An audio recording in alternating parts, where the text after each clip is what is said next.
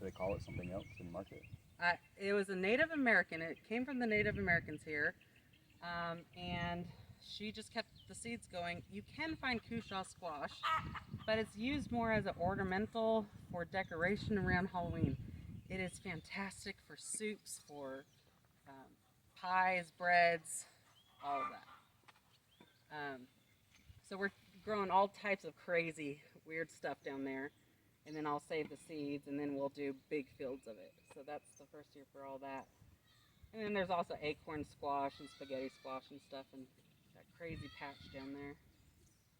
Is this your first year doing the kusha? It is. It is. I'm testing one out. She gave me one. I mean, she's in her 90s, at least, and she gave me a kusha, and you know, it's really big.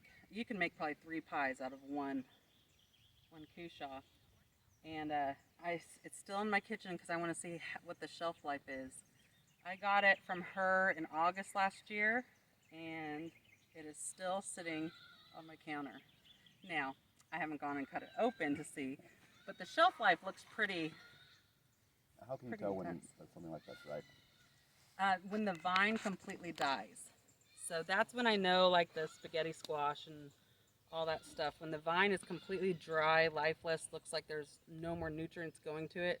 It's like the umbilical cord, you just cut it. And how about when it's sitting on your shelf? As far as whenever it's done, I don't know. So you're just going until it starts to melt. Right, till it starts to melt, right. I mean, the key is not to wash the skin until you go to use it. There's a protective layer. Same thing with squash, cucumbers. Which is why the shelf life is reduced in the grocery store. They process it so it looks pretty on the shelf. 100%. So we don't wash it. Which is a challenge when you're at the markets, right? For people that aren't educated, right? They come in, they see they see a lot of dirt, right? Or like and they're at not first, nicely shaped, they're not nicely colored. Exactly. And at first, I was getting a bunch of odd feedback, but I feel like I'm educating them enough, where there's a protective layer, just like eggs. There's a protective membrane that covers the cucumber or what have you. And once you remove that protective layer, then they'll get limp and just, So we don't wash any of the summer stuff. That's the key to keep it completely, I think, not mushy and hold its shape. Have you tried the kusha?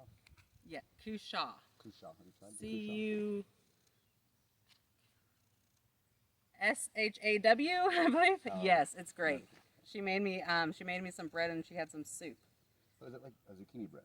Like is it? Very much so. It's like a zucchini bread. It's like pumpkin. It's like take on different colors. Is it blue like No, the? it's a pale orange, I would say. Okay. Inside, there's green stripes and white on the outside. It's kind of just like a big kind of gourd-looking thing. Then the candy roasters are a real dark, large.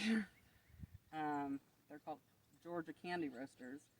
I don't think the natives named it that. I don't know what the natives called it, but it's from the Native Americans. This is my first year growing that, so I have not tried that. Where do you think the candy roaster name comes from? Is it attached to any kind of food product, or is it a color thing? Or? I don't know. All I can think of is it probably tastes like acorn squash. You know how you can do like the sweetness with acorn? I'm guessing maybe it just was like a treat. Maybe it was like a candy treat back in the day. I'm not sure. I found very little. I like finding the history of different things, and I found very little with that. And then the Blue Hubbard, I'm sure you've seen it at that one displays. I have heard, okay. It's got more popularity. Yeah. So we're doing that. We're doing that and a Red Hubbard. So, but that's all in that big thing, and it's just going to keep growing and completely take over that rectangle down there. And when it all dies out, then we're just going to go have a heyday looking for everything. And then each garden area we plant some pollinating flowers, but each space you'll see we leave, even if it's a small corner, we leave it just to be native, and then also plant some flowers that bring in all the bees and pollinators. So That's kind of how we attract the bees here. We used to have lots of bees. Do you have hives, honey? We did. We lost all of them. In fact, everyone on our street, there was lots of beekeepers on our street, and just absconded. Not a bee in sight. Huh. So. Any clue? No clue. Mystery. I mean, I can do conspiracy theories all day. You know, I'm like, they just put in a telephone line to get Wi-Fi out here. You know, who knows? Yeah. Who knows? But yeah, it's definitely a problem with the bees. Definitely. Because we like to produce everything that we can here, you know, for us, and that's been... Do you do the market year-round? No. We do the market May through August, and then I just sell, like we sell to the station house. That's when I focus on, you know, smaller restaurants and stuff. Do the station house and Pigeon Mountain Grill that we sell to. That's what I do in the fall, like for arugula and spinach, you know, stuff like that. That is hard to find in mass amounts. So, are you able to grow a bit of arugula? I love arugula. Yes, only in spring and fall. Other than that, it goes to seed way too fast. Do you find it's hard for local restaurants to be able to supply restaurants bigger and well, how does that look? What I would like to do is find, first off, it's hard to even get the chefs, maybe we should stand in the shade, get the chefs some, because of the price point, you know? Yeah. And I would like to know what they want me to grow. Instead of me calling and saying, I have bukus of this, Yeah. you know, I'll come bring you a sample, and then a couple days go, and then, you know, so it would be better. It'd be easier almost to outsource you as a farm, like as a right, like an arm, like the arm. correct. Like if what do you want me to grow, and how much do you need, Right. and then I can work around that. Yeah. And same thing with other farms. Like that's literally the division of labor. It's like, oh, I've got, this is my project here. Right. Oh, we've got a community of people who have their projects going. Right. And you've got the property and the knowledge and all of the helpers. And Right. Right. You know, you've got the source. You know, that's what the people in the communities aren't getting. Right. Because of the factory farmed stuff that's brought in. 100%. To the big suppliers. Yeah. Like the big grocery stores and all that. And like celery. Celery is one of those things that you cannot beat. I don't care where you get it from. You cannot beat. Celery actually has a taste. And it's, of course, I just finished. It's done now. But we could grow some amazing celery, and the flavor, and it's dark green. It's not light green. It's dark green with so much flavor, and just the taste. If they would just taste, they could tell. You know, I mean, you guys are the ones that create the product. I can't. I'm like saute this. I don't know how to do anything but saute. Yeah. I think that's half the challenge, though, right? Is presenting it in a way where the customer has a value for what that they're getting. Right. You know, like this is in some way you're coming to an artist's presentation of food, and then like somebody who just appreciates art goes out to their home studios and they play with those ingredients that they were exposed to in this magical way. Yes. And I have goosebumps, 100%. Yeah. And so that to me, I see as the bigger problem is you don't have enough artists connected with local suppliers of paint. Right. And then so, it falls short of the goal of reaching and people just the mass people. You know, we did a lot of internships overseas. We went to Scotland and Ireland. That's where we mostly focused our internships. And it's amazing how much folks there put into their food. Like, they don't want to go and get cheap. You know, they want to go get the highest quality. They don't import things except for like bananas and pineapples and stuff. It's all locally produced. So therefore, all the nutrients are there, the flavor is there. The average piece of produce travels 1,500 miles and are sprayed to help protect that, you know. And I think that's the biggest thing is Americans just want fast, cheap, and maybe free or convenient. Convenient. we've gotten a way of putting, the focus into food. The value. The value into food, yeah. We run a CSA. That's our main thing. We do the market, but our main thing now is CSA. So these people buy a share at the beginning of the year, and they get a share each week, a basket full of whatever is grown on the farm that week. So how have you tried doing a CSA with restaurants? Like No. a bigger basket? No. And then this is the featured CSA? Right. That would be an interesting concept. That would be, yeah.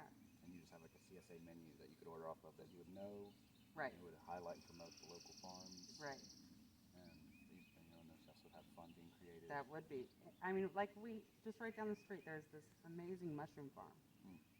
They grow all kinds of gourmet mushrooms. I mean, it's fascinating. Rebecca went there with me.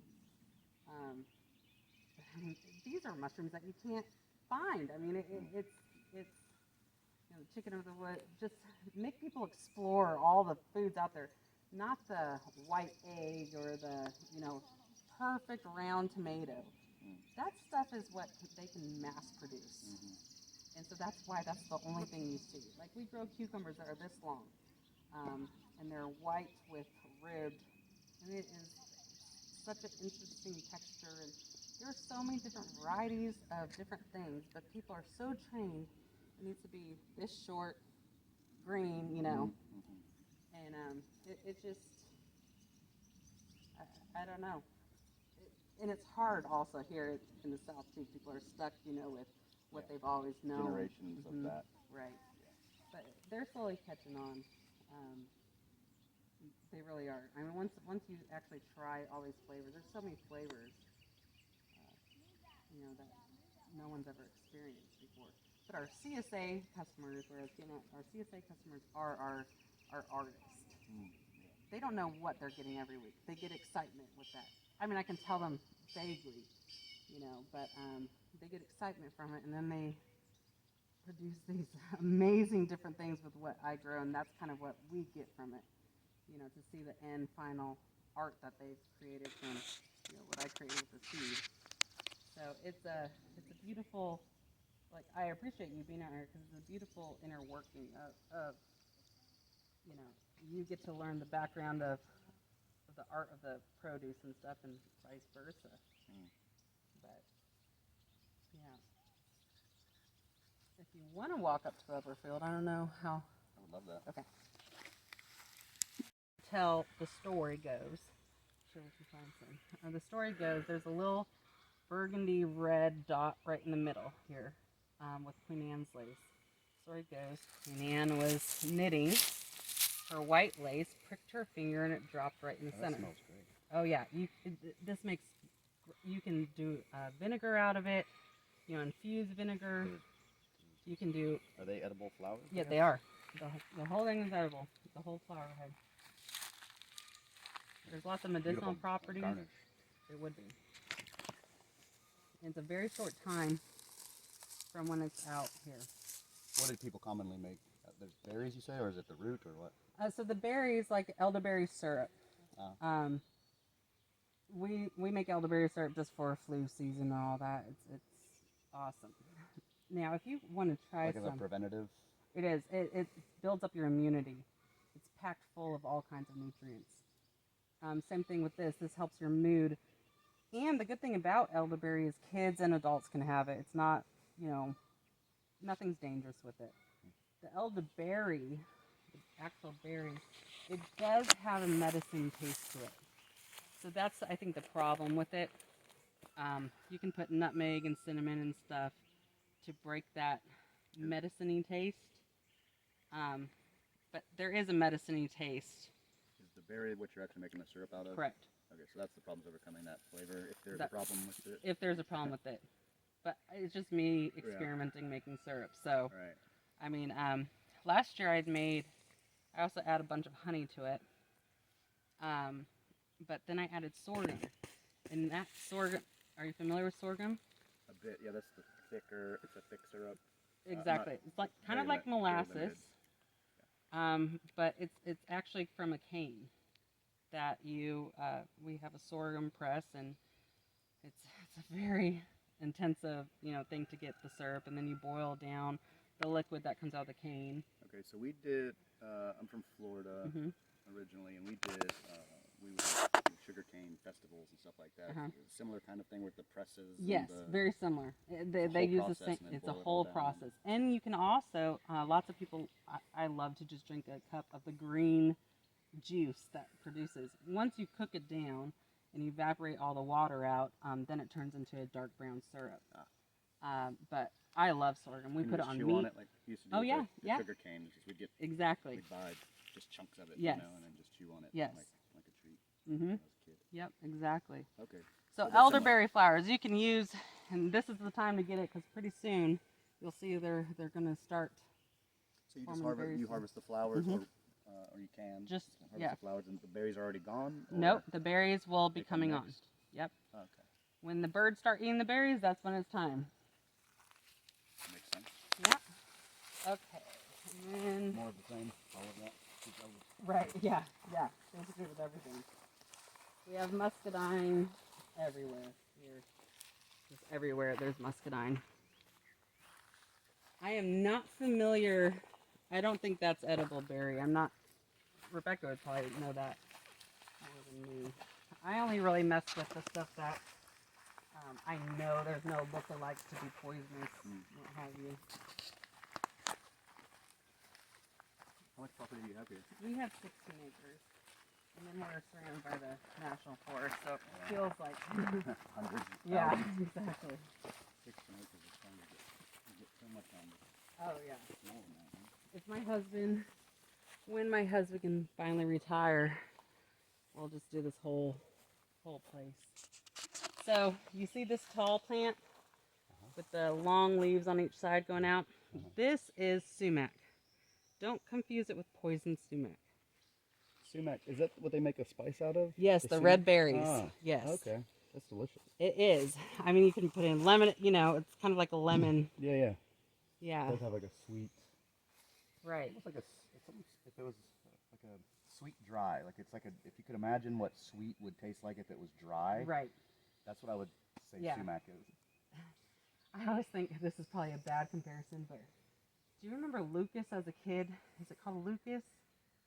Do you know what I'm talking about? It's like a powder, and you put it on your tongue, it's like shocks you. I don't know. The dips? I don't know. No, not the dips. Maybe it did come in dip form. But anyways, the Native Americans with this, so there's 42 varieties of sumac. Here, we have 0 sumac that is poisonous.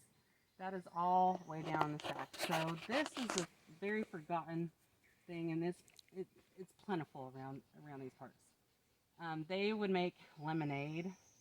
They have I have a recipe for some cookies that they would make out of it, and it tastes like lemon cookies. But it's lots of people put it. I don't know. I don't know what spices. I know there's some Egyptian cultures that use it. Yeah, I think I've got a shawarma dish, a chicken shawarma dish that I use sumac in. Yeah. To finish off top, it's colorful, so it's pretty. Right. But it also has a really vibrant flavor. Yeah, it packs a different punch than what people are used to. I bet if you asked 1,000 people, you wouldn't get very many that knew right. what sumac was. So this looks like absolutely nothing. It looks like grass, but this will all be canes, and also there's this is sumac? no. I mean, sorry, this is there's sorghum mixed. They want it all mixed together for their medium. We typically do just sorghum because we like doing just the syrup. So this grassy stuff. This is going to be a Correct. cane. Yes. It looks like a cane.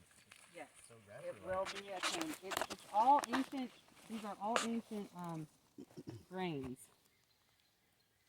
So it will be, there's, I believe, 4 different grains in the mix that they gave us. They all like it really hot. So this came out here in the full sun. Mm-hmm. Let it rip. Yep. How long does it take to grow? It should be ready the beginning of September to harvest. Yeah, it's about 90 days or so. And this is going to be for a medium? Yes, a or growing medium. Mushroom farm? Correct. Correct. And then sorghum tops. You can pop it like popcorn. You can eat it like cereal. all the seed tops. And sorghum is we need to get the hell away from corn. Sorghum is How do you process sorghum? Well, we just If you were gonna grow it for like a syrup. for syrup. So we have a That's its alternative use, right? right. That's what the variety we grow. It goes through a press. This machine that presses it out, and it's like belts that, two big round metal wheels or whatever that presses all the juice out. So we just cut the cane, throw it through this press, get the juice, and then we have this boiling mat that we slowly boil to evaporate all the water out of it, and it turns into this just awesome syrup. Okay. You've done this before. Yeah. Okay, I thought this was an experiment. Oh for no. them. This is the experiment with the ancient grains I mixed see. in. Oh, okay. So my question is, what I don't know is, we do everything. We like to do everything like it was done, in the 1800s. That's my passion. Except we do have a tractor, and I do use plastic out there. Right. But other than that, we like to experiment with those kinds of things. What I don't know is, once we sickle all this down by hand, then how you thrash out the grains. So we're just going to have a big party doing that. We'll see how it works. Ancient grain sorghum Right. syrup. Right. With a whole all the other big list of jobs, we always nutritional have facts parties. on the back of it. Yeah. To mix it all together. And Right. Sort of So I mean, those ancient grains would ferment? they would. And I need to find what this documentary is called. You would probably love it. It is where farmers get with chefs and bakers. And there was this one baker there that teamed up to just get the ancient grains to have ancient grain loaves to sell. And something very interesting about the grains and flour and stuff, it's just now that people are having all these gluten sensitivities and celiac and all that stuff. This was unheard of way back in the day. It's because of how we process the grains, the process we put them through now, and how we, it's modified to whatever, but it lost its true nutrients. And so, I mean, you still can get raw ancient grains and stuff that's not modified at all, and there's no process that, bleaching or unbleaching, all that stuff, where you can actually taste what bread actually tastes like.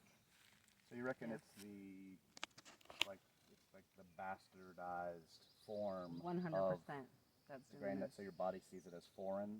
That's So it's exactly rejecting what. it? Yeah. I mean, of course, I'm not educated on to that level, but That's your suspicion? I've done Intuition? I've done lots of research on it, and so someone can explain it a lot better than me. Like this one documentary explains it and walks it through. But it's fascinating. It's because we've changed, like corn. It's just in the past 50 years, corn even looks and tastes like the corn. Corn was, it's evolved so much, or modified so much, should I say. I mean, like we grow some blue corn and some red, it's a red Cherokee variety that we grow. It's horrible. There's no sweetness to it. Decorative, or is it? No, people make it decorative here or in stores, Okay. but that's after it's dried. It is so good though if you think of it as you're eating a grain. Oh, Instead of treated thinking, differently. treat it completely different. I'd be And curious it's to play with beautiful that too. some.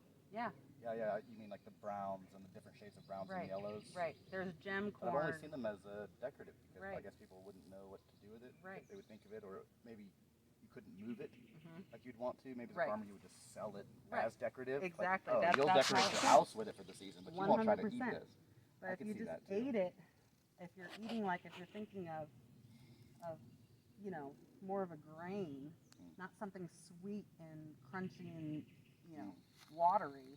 Think of it just in a different light. It's the best popcorn you'll ever have. Best popcorn you'll ever. It actually tastes. You don't even need butter. I mean, I'll give you some before you leave. I'll give you some kernels so you can try it out. But it's so that's the kind of, it's just getting people. I don't know. and I don't know if people even want to, but surely, it's fascinating to me when someone tries something like kohlrabi. Kohlrabi is my all-time favorite. I'll eat it over any kind of potato, any kind of anything. And people are scared to try it because it looks like, an alien or whatever. Yeah. And it does take work peeling it and stuff, but now people at the market here in, Georgia, everyone's just beelining to the kohlrabi because now they finally tried it and they're like, where has this been, And I think that's the important part that restaurants play with food is, on most levels, you're dealing with ignorance or a misrepresentation at the dinner table, right? Something like that. And so when you have an opportunity, especially when you're paying good money for it, now your senses are heightened, and Right. now that's where you can get that value because it's like going to a doctor almost. You don't get, like, if your friend was like, hey, you should probably exercise more and do this, strengthen this part so you wouldn't have lower back pain, or they might give you some advice and you're like, no, and then you go to your doctor and the doctor tells you that, you're like, oh, you paid good money for it, you value their opinion, and then you get a chance to experience it, and that's a payoff. Right. At a restaurant, similar. The restaurant comes with a high reputation, it's seen in high regard. When you sit down, you have something presented to you in a way that completely transforms the way that you think about it. Right. And you're not nervous about it. And you're not nervous about it because your expectation is they wouldn't serve you something that wasn't going to be good. Right, right. So now when you go back to your farmer's market or your grocery store, now you say, okay, maybe I can take a stab at this. Right. But it's more like a cruise ship than it is a speedboat in my estimation. Yes. Because getting communities to change the way they think about something has so much to do with experience, whether you were raised with it or. Right. I mean, I see people's opinions change all the time around, particularly vegetables. In this part of the country, it's mostly I was force-fed them out. They're perfectly good, like they came out of the garden. Right. But they were like force-fed them. spinach. Don't leave until you finish your vegetables. Well, now you've attached a negative experience with this beautiful, what should have been a beautiful experience. Right. And so now you're thrown off to begin with. Secondly, they may have been cooked to mush and under-seasoned or improperly seasoned. Right. And so all around, you're like, now just give me the McDonald's drive-through because it tastes like and the I scientists know my what it's taste. with. It's consistent. It's exactly what you're going to get. It's got a texture, a mouthfeel, all these things that you were brought up with. Right. Because familiar. our parents ended up being forced to sort of, they were trying to work and fit this food thing into a schedule. The TV dinner was born. Correct. Yeah. So that's the hard part is now that we have, this is, I think, a perfect time in history. We have people kind of coming back and valuing I think so. what they spend their money on and what they're putting into their bodies more so than ever, it feels like. I think I really see a big transition with that. Yeah. Take advantage of that space that people are giving. Because people are starting to be like, especially with shortages and stuff, they're becoming more aware of things. Like the farmer's market. Our CSA is sold out in 15 hours. And these are people who typically just go to the grocery store or whatever. Yeah.